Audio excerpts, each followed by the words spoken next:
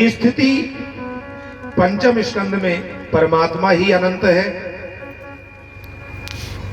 उसी में संपूर्ण लोक लोकांतर चित्र की तरह भास रहे हैं। पोषण छठवें में, अति कर्म वासना मनवंतर ईशानु सातवें, आठवें, नवें में, निरोध दसवें में, मुक्ति 11वें में और आश्रय तत्व 12वें स्कंद में बताया है। दसमस्य विशुद्धर्थे नवानः लक्षणम, परम आश्रय परमात्मा है, उसी को सिद्ध करने के लिए ये 9 है। इस प्रकार श्रवण मनन निध्यासन मुक्ति मार्ग के द्वारा, साधन के द्वारा उस परमात्मा सर्वम खलमिदं ब्रह्म नेह नानास्त किंचन को समझो, ये भागवत का लक्ष्य है।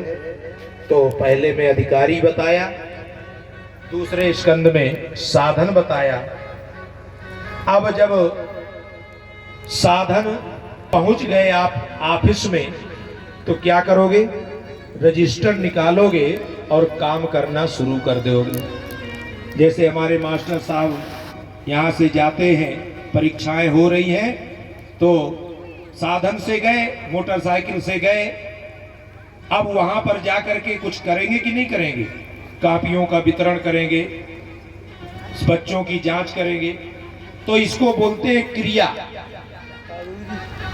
तृतीय स्कंद में क्रिया है और 33 अध्याय है।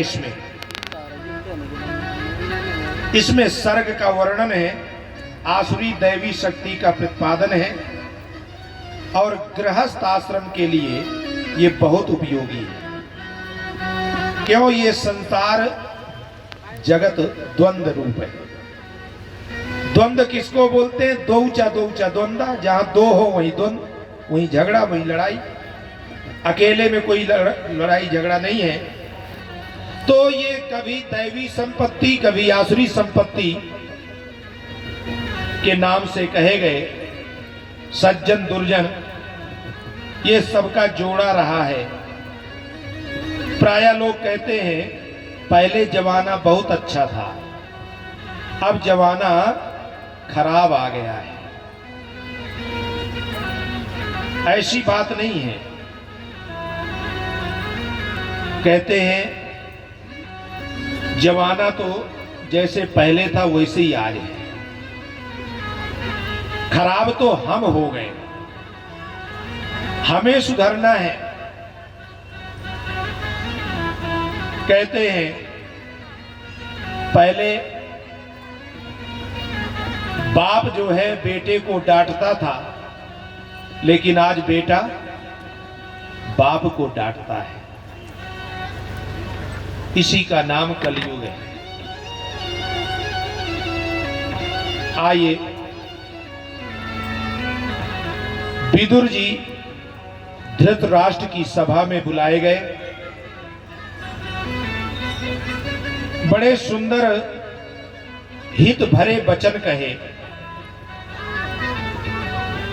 दुर्योधन की जो नीति है उसको अनुचित बताया और कहा ये कुलनाशक है आपके परिवार में, वंश में।